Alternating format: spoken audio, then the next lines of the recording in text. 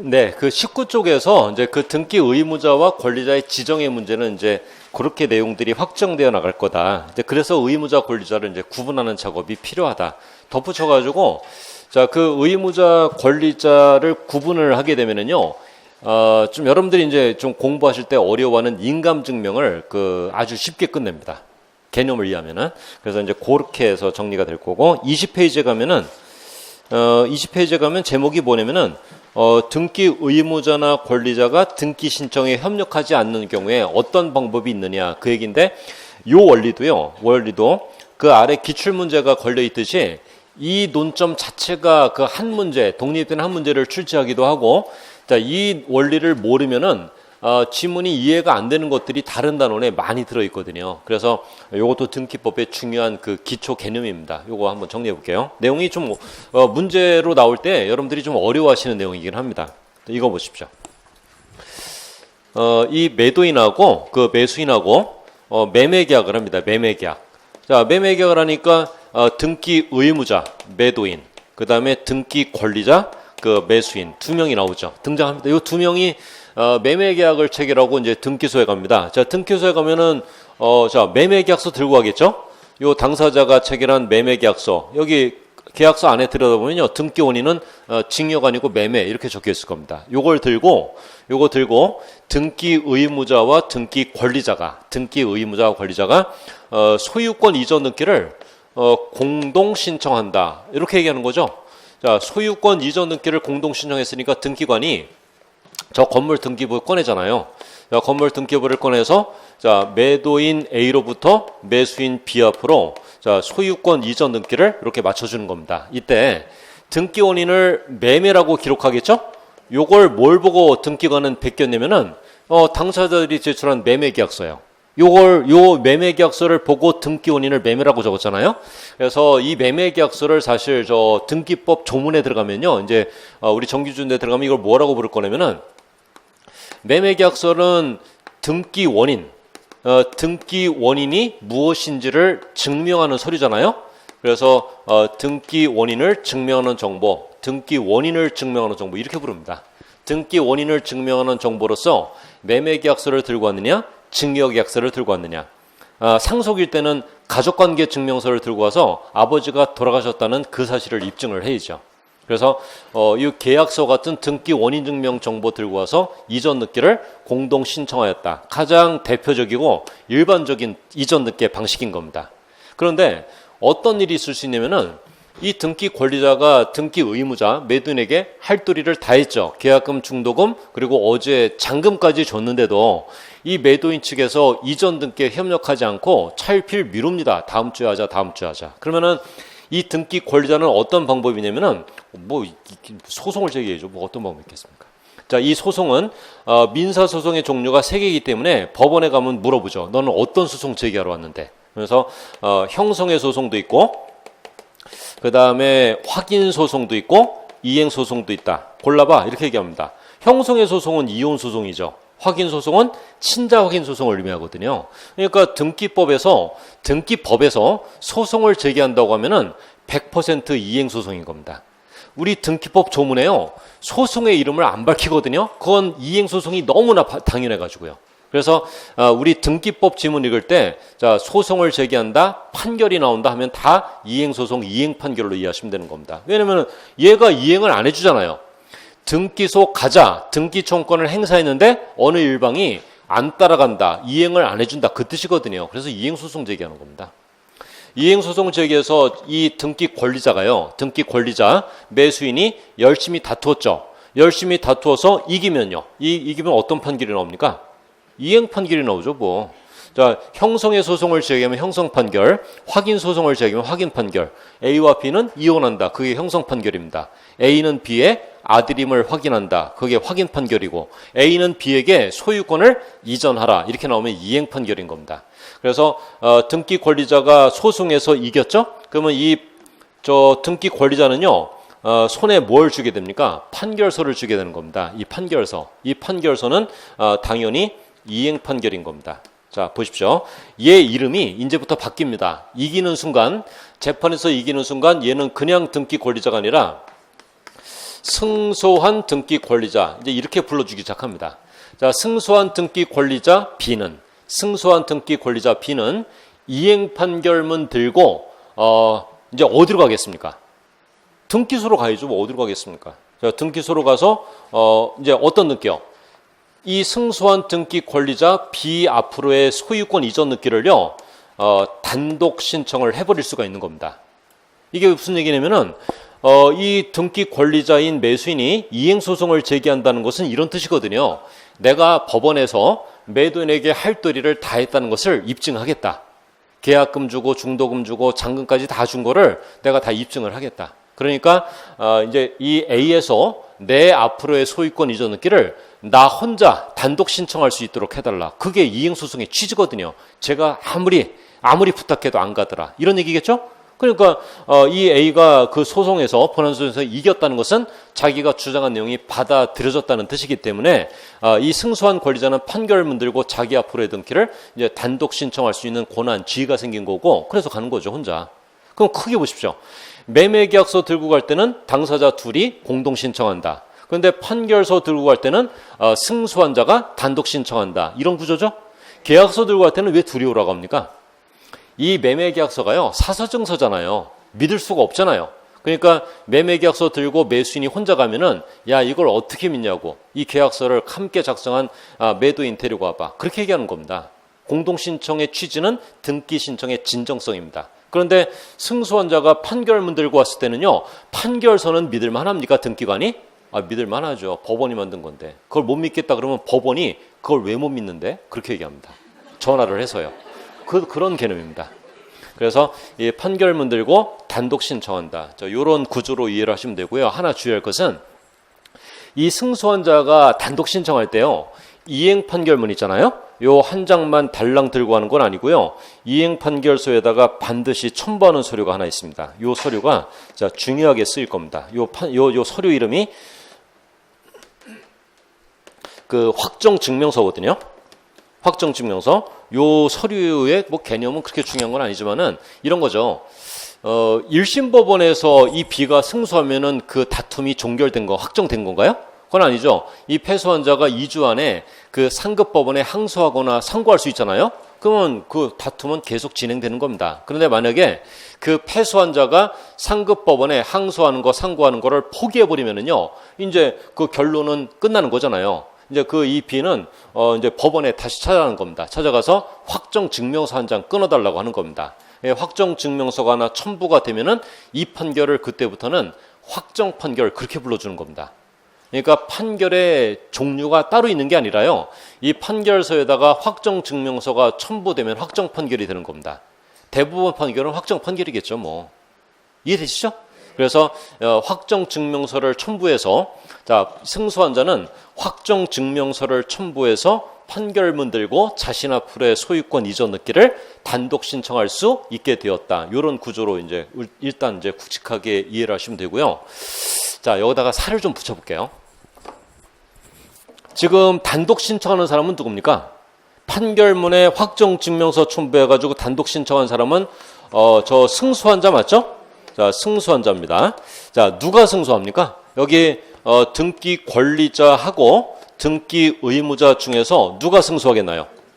그건 모르죠. 재판이 끝나봐야 하는 겁니다. 지금 이 칠판에서는 등기 권리자가 승소한 사례를 보고 있지만은 등기 의무자가 승소하는 경우도 있거든요. 어떤 경우냐면은 이번에는 이런 상황입니다. 매도인 A는 매수인에게 이전 등기를 해주려는 적극적 의사가 있는데도 얘가 등기를 안 받는 겁니다. 매도인이 불편한 거죠. 왜냐면 등기를 넘겨줘야 되는데 얘가 안 받으니까 이 세금이 자꾸 얘한테 나오잖아요. 그러니까 인수청권 행사, 얘가 등기청권을 행사하는 경우도 있다니까요. 빨리 받아가라고. 얘가 안 받아갑니다. 그럼 얘가 이행소송을 제기하는 겁니다. 얘가요. 매도인이. 이행소송을 제기해서 이기면은 이제는 이 등기 의무자가 이제 승소한 등기 의무자의 지위를 얻게 되잖아요. 이 승소한 등기 의무자는 판결문에 확정 증명서를 첨부해가지고 자신에서 매수인 앞으로의 이전 등기를 단독 신청을 해버리는 겁니다. 이해되시죠? 그런 경우도 있다. 자, 이거를 나누는 이유가요. 중요한 게 하나 있습니다. 보십시오. 등기 신청서 작성 방식에서요. 자, 이제 뭐냐면은, 자, 이거 한번 따져보죠. 이거 암기하려고 하지 마시고 보십시오. 승소한 등기 권리자가 이렇게 시작하면은 매도인이 등기 신청에 협력을 안 해줬나 보다. 이런 뜻이잖아요. 그래서 승소한 등기 권리자가 판결서에 확정 증명서 첨부해서 매도인에서 자신 앞으로의 소유권 이전 등기를 단독 신청하려고 등기소에 들어왔습니다. 자, 등기 신청서를 작성하는 중인데 등기 신청서 앞면은 쭉 적었고 그다음에 뒷면에 등기 의무자의 등기필 정보는 기록하겠나요? 안 하겠나요? 자, 보십시오. 등기관이 승소한 등기 권리자인 매수인에게 야, 너 재판에서 이겨서 왔구나. 너 집주인 되게 생겼네. 그 등기 내가 수리해 줄게. 대신 너 등기 신청서 뒷장에 등기 의무자의 등기필 정보를 기록하는 항목이 있는데 적어봐. 이렇게 얘기하면은 이 승소한 등기 권리자는 어떻게 됩니까? 잠깐 기다려. 저 매도인네 집에 다시 한번 가볼게. 가서 얘한테 또 부탁을 해야 되잖아요. 마지막 부탁이라고 그러면서 권리증 한 번만 보여달라고. 재판에서 이긴 것만으로는 안 된다고 등기관이 네가 가지고 있는 권리증 번호 좀 적어보라고 그러는데 제발 부탁이라고. 그러면 이 재판에서 이긴 의미가 없어지는 거잖아요. 이 승소한 등기 권리자는 등기 의무자의 등기필 정보를 기록하는 거 면제해주는 특례를 줘야 되는 겁니다. 이해되시죠? 자, 반면에 예를 보십시오. 매수인이 등기를 안 받아가지고 매도인이 이제 이행소송을 제기한 케이스. 건물 주인 맞죠? 얘는 권리증 있는 거 아시죠? 그러니까 이제 이 승소한 등기 의무자가 이제 소유권을 떠넘기려고요. 이행소송을 제기한 겁니다. 이겨서 승소한 등기 의무자가 판결문 들고 등기소에 혼자 갔죠. 단독 신청하려고. 자, 등기 신청 정보 뒷장에 등기 의무자의 등기필 정보요. 등기 의무자의 등기필 정보 기록할 수가 있잖아요. 있는 거니까. 없으면은 분실하면은 세 가지 방법. 이제 그 본인임을 확인하는 방법 어쩌고 저쩌고 그러면 되는 거니까요. 이해되시죠? 그러니까 이거를 거꾸로 적으면 안 되는 겁니다. 자, 들어보십시오. 승소한 등기 권리자는 등기 의무자의 등기필 정보를 기록하여 등기소에 제공하여야 한다. X죠? 그렇게 하면 안 되는 겁니다. 승소한 등기 의무자는 신청 정보에 등기 의무자의 등기필 정보를 기록하여 제공할 필요가 없다. X. 기록해야죠. 등기 의무자는요. 요거 구분하는 실익이 있습니다. 그래서 요것도 하나 체크를 할 거고, 제가 2개를 더 추가할게요. 2개를. 그렇게 하면은 이것도 끝나는 겁니다. 1년 동안 공부할 거. 자, 보십시오. 여기서 지금 승소한 자가 단독 신청한다고 얘기했잖아요. 승소한 자가. 패소한 자는 못 간다 이 말인가요? 그러면 패소한 자는 판결문 들고 못 갑니까? 판결문 들고. 이런 거. 그러니까 승소한 권리자가 판결문에 확정 증명서 첨부해서 자기 앞으로의 등기를 단독 신청하려다가 이 패소한 매도인이잖아요. 패소한 의무자한테 판결서를 이렇게 주는 겁니다. 던져주면서 네가 가봐 이렇게 얘기했습니다. 그러니까 이 매도인도 평소에 궁금했죠. 이제 패소한 자가 가도 받아주는지에 대해서 좀 궁금했기 때문에 평소에 한번 가본 거죠. 가서 패소한 자가 등기를 신청했죠. 받아주나요? 안 받아줍니다. 등기관이 23조 조문을 보여주면서 자, 봐라. 판결에 의한 등기는 승소한 권리자 또는 승소한 의무자만으로 단독 신청한다. 봤지? 패소한 자 못 오는 걸로 돼 있다. 그러는 겁니다. 그리고 그런 얘기가 성립도 안 되는 게요. 승소한 권리자가 여기 보십시오. 승소한 권리자가 등기소를 왜 안 갑니까? 뛰어가지. 이겼는데. 그렇죠? 네, 그런 겁니다. 그래서 패소한 자는 못 가는 겁니다. 판결문 들고요. 패소한 자는 절대 못 간다. 그래도 되겠나요? 그러면 안 됩니다. 여기 보십시오. 자, 예외가 있거든요. 예외. 자, 승소한 자가 가는 게 원칙인데요. 예외적으로 이게 공유물 분할 판결이 있거든요.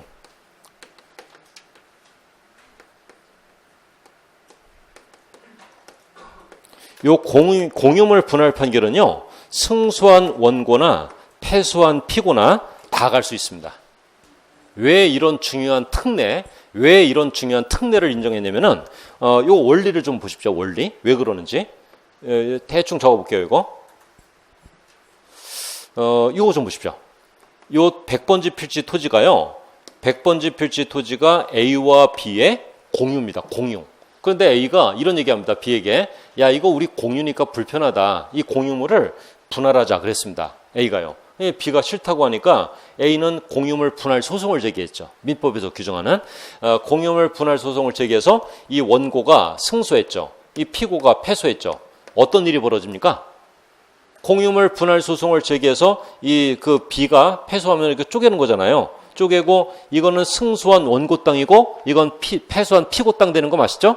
근데 뭐가 특징입니까? 이 공유물 분할 판결은요. 패소한 자도 땅 주인이라는 거죠. 그러니까 승소한 원고는 패소한 피고는 각자 가서 자기 등기를 하도록 해줘야 되는 겁니다. 그런 거지 이 공유물 분할 판결에서도 패소한 자는 못 가 이래버리면은 그러면 자기 땅 자기 앞으로 등기를 못한다는 부당한 결론이 나오거든요. 그러면 안 되는 거잖아요. 그래서 예외는 항상 존재하는 겁니다. 판결에 의한 등기는 승소한 자가 단독 신청하는 것이 원칙이나 공유물 분할 판결의 경우만큼은 예외를 허용해서 패소한 자도 갈 수 있도록 해줘야 되는 겁니다. 승소한 원고도 패소한 피고도 다 갈 수 있어야죠. 자, 그런 예외가 허용이 되는 거예요. 그 얘기고, 자, 이제 마지막 하나 더. 이 계약서 있죠? 계약서. 이거 지금 칠판에 적는 거 있잖아요. 어디에 있는 거냐면은, 저기, 오늘 수업 자료 맨 마지막 페이지 34페이지 있죠? 거기 있잖아요. 거기 있는데 어디다 적고 계시는데요? 요 34페이지에 있는 거. 자, 그림 보이시죠? 그 그림 제가 그거 베끼고 있는 중입니다. 자, 여기 보십시오. 자, 요거 하나만 더 추가할게요. 그러니까 이거는요, 다음 주에 더 하겠죠? 다음 주에 더 하는 겁니다. 자, 여기 좀 보십시오. 지금 요 계약서 있죠? 요 계약서 들고 매도인과 매수인이 이제 공동 신청을 한다는 건데, 매매 계약을 체결하고 나서 이 당사자들은요, 10년이 지나도 요 매수인은 의무자에게 등기청권 행사할 수 있나요?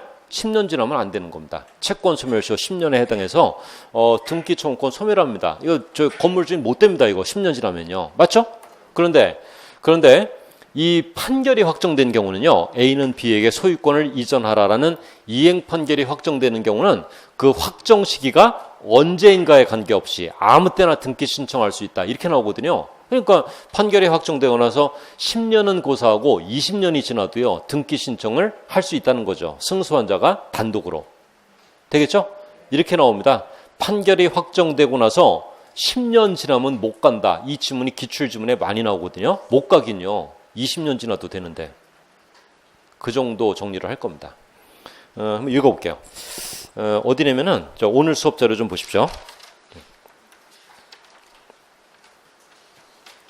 저 20페이지 관련 조문입니다. 자, 동그라미 1번. 자, 동그라미 1번. 자, 단독 신청할 수 있는 판결은 이행 판결을 의미한다. 등기법에서는요, 단독 신청하는 판결을 하면 그냥 이행 판결입니다. A와 B는 이혼한다. A와 B가 같이 가서 장부 정리하는 겁니다. A는 B의 아들임을 확인한다. 확인 판결도 마찬가지입니다. 둘이 가는 겁니다. 그런데 등기법에서 얘기하는 이행 판결은 상대방이 협력을 안 해서 소송을 제기했거든요. 그래서 이행 판결만큼은 단독 신청에 특례가 허용되고 있다. 그렇게 이해하시면 되고, 그 다음에 2번에 판결문 들고 단독 신청할 때 누가 단독 신청한답니까? 2번 승소한 자요. 승소한 자. 패소한 자 못 간다. 그러나 3번과 같은 중요한 예외가 있다. 공유물 분할 판결만큼은 승소한 원고, 패소한 피고 각자 갈 수 있다. 패소한 자도 갈 수 있는 유일한 예외가 인정되는 판결이다라는 뜻이고, 자, 4번 지문 헷갈려 하시면 안 됩니다. 승소한 등기 의무자는 등기필 정보를 기록해서 제공합니까? 제공해야죠. 의무자니까. 그러나 승소한 등기 권리자는 매수인은요, 등기필 정보 기록하는 거 면제를 시켜줘야 등기 신청이 가능합니다. 판결문 들고요. 구분되셨죠? 그 얘기. 그 다음에 5번에 판결이 확정되었을 때는 그 확정 시기가 언젠가에 관계없다. 아무 때나 갈 수 있다. 10년 지나면 못 간다. 그런 지문 틀리는 겁니다. 그 다음에 마지막에 그 판결서에다가 반드시 첨부하는 서류가 뭡니까? 반드시 첨부하는 서류. 그 확정증명서입니다. 문제 지문에서는요, 확정증명서 대신 송달증명서를 첨부해도 된다는 둥, 가집행 선고가 붙으면은 확정증명서가 없어도 된다는 둥 하면서 엉뚱한 얘기를 하는데, 이 확정증명서가 없는 경우에는요, 절대로 불가능합니다. 등기 신청이. 그렇게 확정을 해두시면 됩니다. 자, 밑에 문제 좀 볼게요. 판결에 의한 등기 신청에 관한 설명이다. 옳은 것은. 요 문제는요. 요 문제는 지금까지 나와 있는 판결에 관련된 기출문제 중에서 정답이 되는 지문 있잖아요. 정답이 되는 지문 다 모아놓은 겁니다. 요런 게 정답이 되고 있다. 자, 1번에 승소한 권리자가 판결문 들고 등기 신청을 하지 않는 경우에는 얜 벌써 틀리려고 준비하는 겁니다.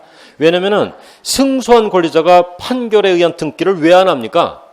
이해가 안 되네요. 이해가. 앞부분부터. 맞죠? 더 이상한 거는 승소한 자가 안 가니까 패소한 매도인이 내가 갈까? 그러면서 가는 겁니다.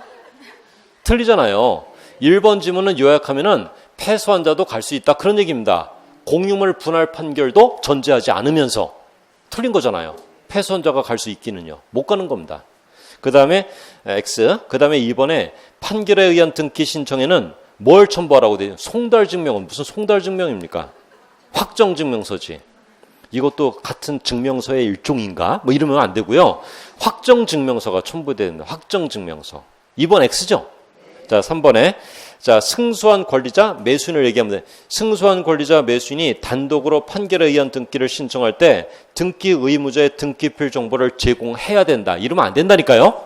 이러면 등기 신청 못하는 겁니다. 재판에서 이겨도요. X죠. 제공할 필요가 없다. 그래야죠. 그 다음에 4번에 소유권 이전 등기 절차 이행을 명하는 판결이 있는 경우 10년이 지나면 못 간다.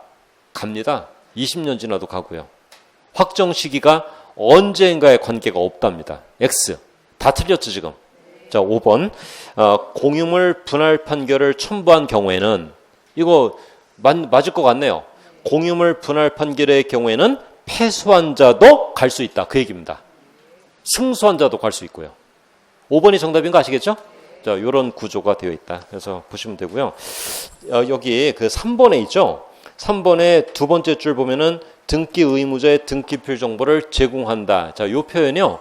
제가 말씀을 한번 드린 것 같은데, 제공이라는 표현 제가 말씀을 드렸나요? 자, 뭐 맨날 아니라고. 자, 여기 보십시오. 자, 등기를 신청할 때는 소유권 이전 등기를 신청할 때는 방문 신청도 있고요. 그 다음에 전자 신청도 있고 그래. 이거 적지 마십시오. 이거 우리 자료에 1월 자료에 다 들어와 있습니다. 내가 소유권 이전 등기를 신청하려고 한다. 매도인하고 매수인이. 그러면 이제 신청 방법은 두 가지입니다. 그 등기소에 둘이 걸어가서 신청서를 뽑아 들고 자, 볼펜으로 삐뚤빼뚤 적어가지고 제출하는 거 방문 신청이요. 자, 방문 신청을 할 때는 신청서 하고요. 등기 신청서 한 장하고 그 다음에 여기에 첨부하는 여러 가지 그 첨부 서면을 준비합니다. 그래서 이걸 등기소에 제출한다. 이런 표현 괜찮죠? 방문 신청할 때는 등기 신청서 한 장 플러스 여러 장의 첨부 서면 준비해가지고 이걸 한꺼번에 등기소에 제출한다. 이렇게 표현합니다. 전자 신청할 때는요. 이 매도인하고 매수인이 등기소를 가는 게 아니고요. 컴퓨터를 켜는 겁니다. 집에서. 자, 컴퓨터를 켜가지고 이제 모니터에다가 신청서 양식을 띄우는 거죠. 신청서 양식을 띄우는데 그거는 신청서 이 종이라는 표현이 어울리지 않잖아요. 그죠? 그래서 요 신청서 양식을 띄워서 키보드를 눌러서 이제 입력을 하는 거니까 그거는 어떤 데이터, 정보의 개념입니다. 그래서 이 전자 신청할 때는요. 신청서라고 안 하고 신청 정보 이렇게 얘기합니다. 그리고 첨부 서면이 아니죠. 종이가 아니고 요 첨부할 서류 매매계약서 같은 거는요.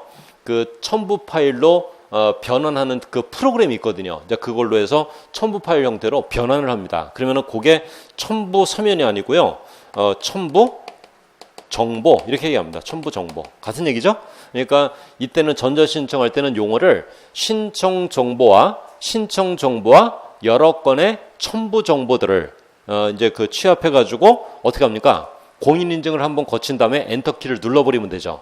엔터키를 눌러버리면은 자, 이 입력된 모든 정보들이 신청 정보와 첨부 정보들 모든 정보들이 전송이 되는 겁니다. 전송되어서 대법원 전산정보 처리 조직에 기록이 되겠죠. 저장이 되겠죠. 어떤 얘기인지 아시겠죠? 이렇게 되는 겁니다. 자, 그러면 보십시오. 이 별것도 아닌 얘기를 용어를 방문 신청할 때는 신청 정보 그러면 안 되고 신청서 또 전자 신청할 때는 신청서 그러면 안 되고 신청 정보 이거 불편하잖아요. 그래서 우리 조문은요. 조문은 일단 신청서라는 표현, 첨부 서면이라는 표현을 이걸 사용하지 않고 있습니다. 그냥 신청 정보와 첨부 정보 이래버리죠. 그 다음에 이 제출 전송도 구분하지 않고요. 이걸 그냥 제공 이래버립니다. 제공. 이 표현이 아주 편리한 겁니다. 제출과 전송을 모두 묶어서 통합한 용어거든요. 그러니까 문제 풀이할 때는 어떤 용어가 나오겠습니까? 제공이 나옵니다. 제공. 이해되시죠? 그러니까 처음에는 좀 어색하지만은 제공한다, 제출한다, 전송한다 같은 얘기입니다. 제공을 제출로 바꿔서 편하게 읽어도 되고요. 전송을 읽어도 되고 다 같은 겁니다. 그러니까 이 용어에 우리가 연연할 필요는 없습니다. 여기 보십시오. 신청서, 신청정보 같은 얘기죠? 그 다음에 여기 보십시오. 계약정보, 계약서, 대장등본, 대장정보, 토지거래 허가증, 토지거래 허가정보, 농지 취득자격 증명, 농지 뭔지 아시겠죠? 자, 그런 식입니다. 그래서 뭐 제공이라는 표현은요 그렇게 편안하게 읽으시면 됩니다. 자, 그런 얘기였고 이제 그 등기 의무자와 권리자 중에서 어느 일방이 어느 일방에게 등기 청구권을 행사했는데 거기에 응하지 않는다 하면은 자 우리 이 법제화해서 이행 소송을 제기하는 방법이 있구나. 너 나하고 등기소 가자 했는데 그 등기의 종류를 불문하고요. 지금은 이제 이전 등기를 예로 들지만은 등기의 종류를 불문하고 너 나하고 등기소 가자 했는데 상대방이 안 간다. 그러면 이행소송 제기하는 겁니다. 그래서 판결문에 확정증명서 첨부해서 승소한 자가 단독 신청하는 그러한 방법이 있다더라. 그 얘기한 거고 여기서 덧붙여서 요거 기억하고 계셔야 됩니다. 그래야지 다른 단원에서 내용이 연결이 될 겁니다. 승소한 권리자는 등기 의무자의 등기필 정보를 제공할 필요가 없고 이 표현 이해되시죠? 이제 제공할 필요가 없고 승소한 등기 의무자는 등기 의무자의 등기필 정보를 등기소에 제공하여야 한다. 제출한다. 뭐 다 같은 얘기입니다. 자, 그렇게 하고 이제 마칠게요. 21페이지.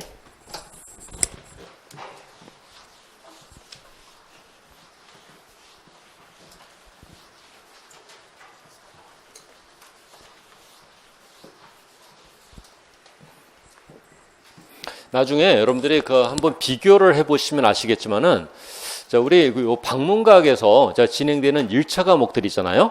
1차 과목들의 경우 여러분들한테 제시해주는 그 공부 범위 양이요, 많지 않습니다. 많지 않거든요. 다른 데에 비해서. 그 강의를 해보신 분은 아실 겁니다. 그 강의 양을 늘리는 거 있잖아요. 그거는 쉬운 겁니다. 강의 양을 늘리는 거는 강의 준비를 안 해도 가능하거든요. 뭐 이렇게 하면 되는 거예요. 생각나는 대로 쭉 다 하면 됩니다. 그런데 10분을 줄이려고 하고 20분을 줄이려고 하면요, 강의 준비를 굉장히 많이 하는 겁니다. 그러니까 우리 방문각에서 제시가 되고 있는 1차 과목의 공부 양이 적다. 그러면 그 준비가 되게 많이 된 강의다. 그렇게 보셔야지 무성의하네? 이렇게 보시면 안 되는 겁니다. 그거 해보시면 안 돼. 해보시면. 이 강의가 지겨워서 조금 끝내고 나가는 그런 강사는 없습니다. 그런 강사는 없고요. 이거 10분, 20분 줄이려고 하면요, 그 강의 준비 시간이 되게 많은 겁니다. 그러니까 우리 방문각에서 1차, 2차 동차로 준비를 한다고 할 때는요, 절대적으로 그것만으로도 유리합니다. 그것만으로도 유리한 거고, 그리고 이제 그거 하나, 그 다음에 또 하나, 1차, 2차를 동차로 준비하려고 할 때, 1차 공부의 범위를 무작정 넓히지 마시라. 이제 그 얘기를 좀 하나 하는 거고, 그 다음에 두 번째는 전에 한번 말씀드린 것처럼 2교시하고 3교시가 요게 2차 과목이잖아요. 2차 과목에서 초반부예요. 그러니까 우리 수험 공부 초반부 이제 1월, 2월, 3월, 4월에 너무 2교시에서 공법, 중개사법 중에 이 두 과목 중에서 너무 공법에 시간을 많이 쏟지 마시고요. 전략 과목은 중개사법입니다. 얘가 80점을 넘어야 안정적으로 합격할 수 있거든요. 그래서 이 중개사법이 전략 과목이니까 얘를 먼저 만족할 만큼 내가 실력을 확보해 놓고 그 다음에 이 공법을 좀 여유 있게 들어가는 거 있죠. 이거 되게 좋은 방식입니다. 내가 공법을 먼저 확 잡아버리고 중개사법을 하겠다. 얘가 잡힙니까? 안 잡히죠. 시험 전날까지 안 잡힙니다. 낭비되는 시간이 굉장히 많은 겁니다. 이게 중개사법이죠. 중개사법을 좀 탄탄하게 공부하는 거, 이게 정말 중요한 겁니다. 중개사법 점수가 80점 밑으로 가잖아요. 공법 점수 얼마 무관하게 위험한 겁니다. 위험한 거죠. 이 공법 점수는요, 합격하는 분이나 불합격하는 분이나 형편없는 건 매 한 가지입니다. 그 점수가. 그건 똑같습니다. 정말로. 그런 거거든요. 이거 해보시면 합니다. 이거 1000시간 공부한 분이나 500시간 공부한 분이나 시험장 가면요. 점수 50점에서 40점에서 50점 나옵니다. 올해 그러니까 30회 시험에서는요. 예외적으로 좀 수월했던 겁니다. 예외적으로. 그러니까 어떤 한 회의 난이도를 보고서 전체를 보시면 안 됩니다. 지금까지 일관성 있게 30회 동안 진행을 해온 시험이잖아요, 우리가. 그러니까 전체적으로 이 과목의 특징은 이미 나와 있는 겁니다. 올해부터는 쉬워질래나? 그렇게 보시면 안 되는 거고요. 올해는 의외네? 이렇게 보셔야죠. 내년에는 또 어려워지겠군? 이렇게 보시는 게 그게 객관적인 판단이잖아요. 그러니까 나를 합격시켜주는 과목은 공법이 아니고 중개사법이에요. 중개사법.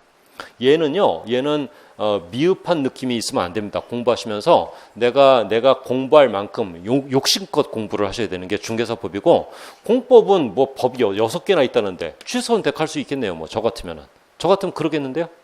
농지법 같은 건 확 안 해버리거나 뭐 그럴 수도 있고.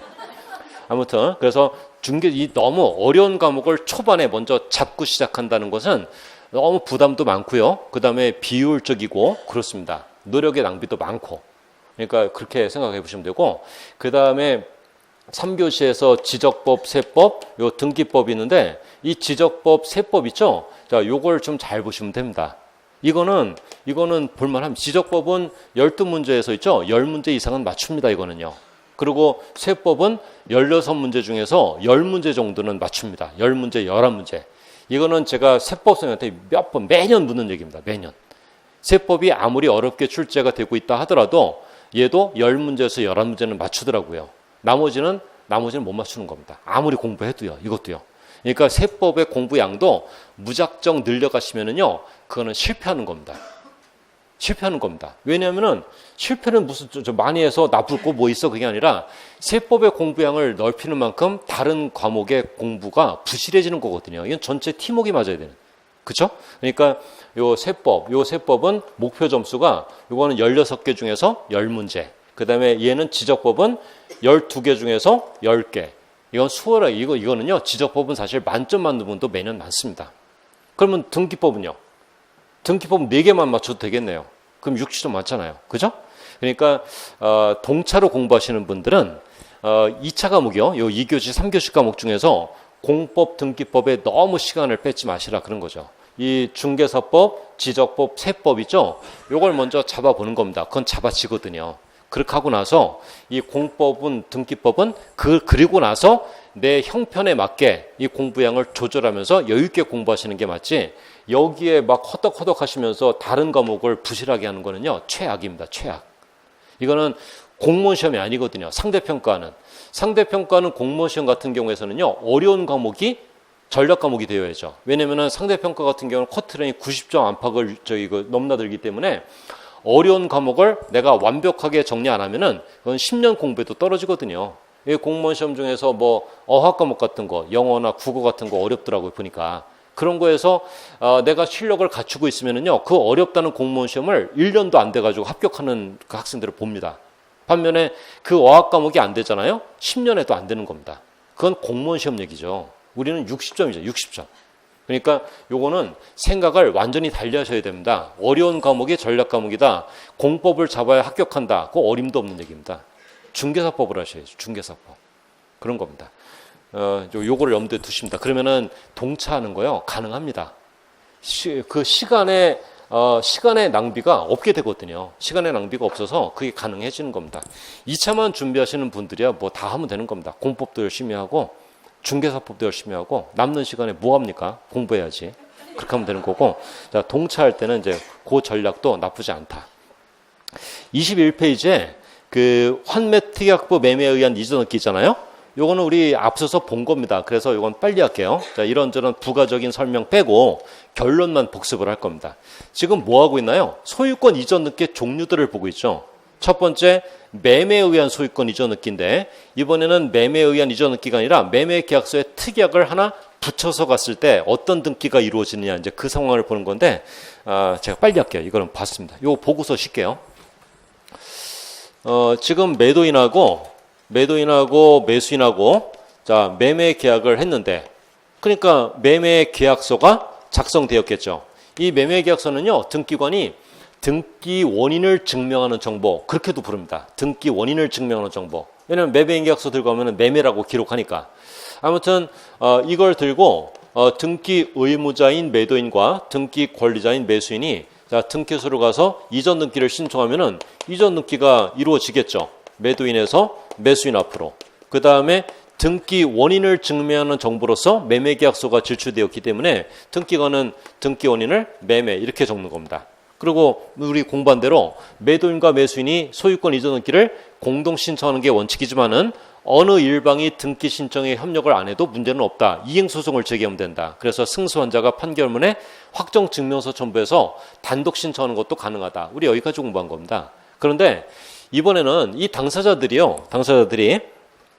매매계약서를 작성하면서 매매계약서에 무슨 특약을 하나 붙이는 겁니다. 특약의 종류는 불문합니다. 사실 환매 특약.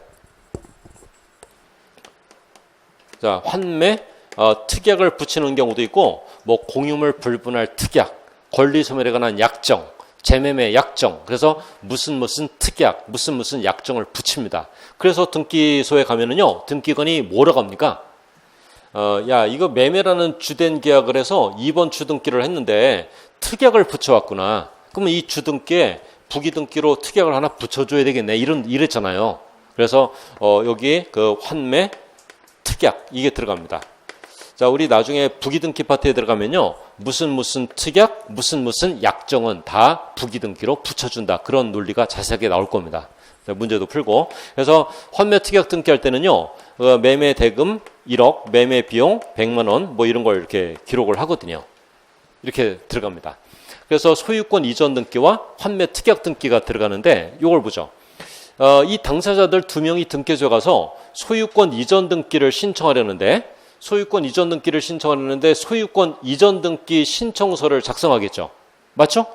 그러면은 소유권 이전 등기 신청서 작성하는 건 알겠는데 환매 특약 등기 신청서도 작성하겠나요? 이렇게요? 이것도 작성하겠습니까?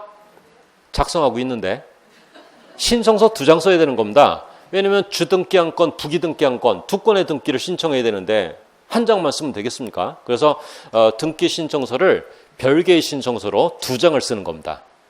양식이 있거든요. 소유권 이전 등기 신청서, 환매 특약 등기 신청서 이런 식으로요. 그 다음에 신청서 2장을 쓴 다음에는 어떻게 해야 되냐면은 신청서 2장을 포개입니다. 포개서 이걸 동시에 제출해야 됩니다. 그러니까 아주 중요한 요건은 동시 신청입니다. 만약에 소유권 이전 등기를 신청한 다음에 1분 있다가 환매 특약 등기를 신청하면은 각하합니다. 동시 신청 요건에 위반했다고 해서. 그래서 별개의 신청서를 작성하지만은 등기를 신청할 때는 동시에 신청한다. 이렇게 우리 공부를 하게 되거든요. 요거 됐죠? 자, 일단은 환매 특약 등기 신청 요거를 일단 복습을 좀 해봅니다.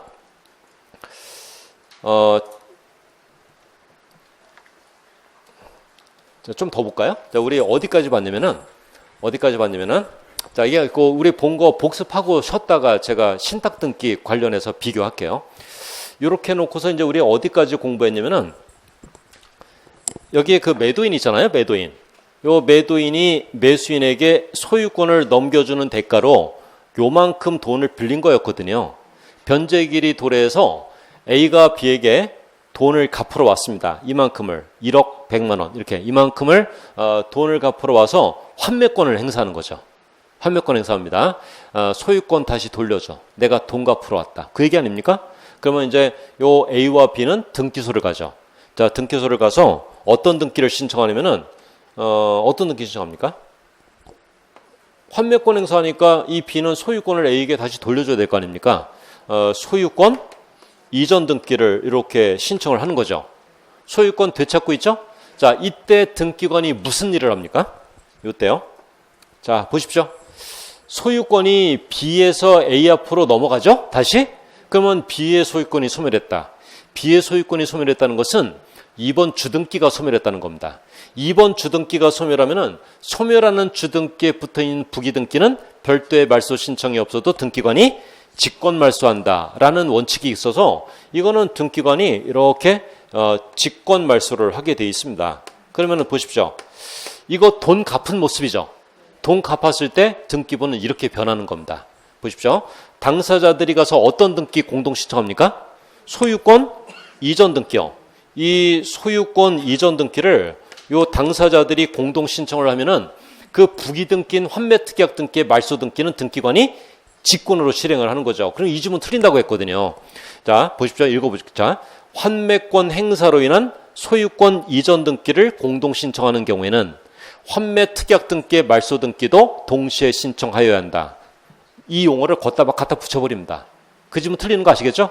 예, 환매권 행사로 인한 소유권 이전 등기를 공동 신청하는 경우에는 환매특약 등기의 말소 등기는 별도의 말소 신청이 없더라도 등기관이 직권 말소한다. 그래야 맞는 지문이 되는 거죠. 우리 여기까지 흐름을 좀 정리를 했거든요. 그래서 그 등기부를 보시면은 21페이지에 그 두 번째 등기부를 보십시오. 전철우 씨가 이선희 씨에게 소유권을 넘겨줬죠? 그 상태에서 돈을 갚았습니까? 전철우 씨가? 갚았죠. 그래서 이선희 씨에게 돈 갚으면서 환매권을 행사했네요. 그래서 이 두 명은 등기소에 가서 어떤 등기 신청했습니까? 3번 등기요. 3번 등기. 소유권 이전 등기. 공동 신청한 거 이해되시죠? 자, 그러고 나서 집에 간 겁니다. 그랬더니 등기관은요, 부기등기인 환매특약 등기는 별도의 말소 신청이 없더라도 직권 말소한 거죠. 직권 말소했다는 사실을 어떻게 알 수 있나요, 우리는? 적어놨네요, 거기 직권으로 했다고요. 직권으로 했다고 적어놨는데 그걸 왜 모르는데요? 알 수 있는 거지. 확인하셨죠? 네, 이렇게. 그래서 요 환매 등기 있죠? 요거를 일단 놔두고 이렇게 해서 정리를 하고요. 조금 쉬었다가 제가 신탁 등기 한번 들어가 보겠습니다. 신탁 등기. 여러분들이 어려워하시는 거. 요 신탁 등기하고 환매 등기의 차이점을 비교하면은 그래도 말끔하게 정리가 가능합니다. 좀 쉬었다 합니다.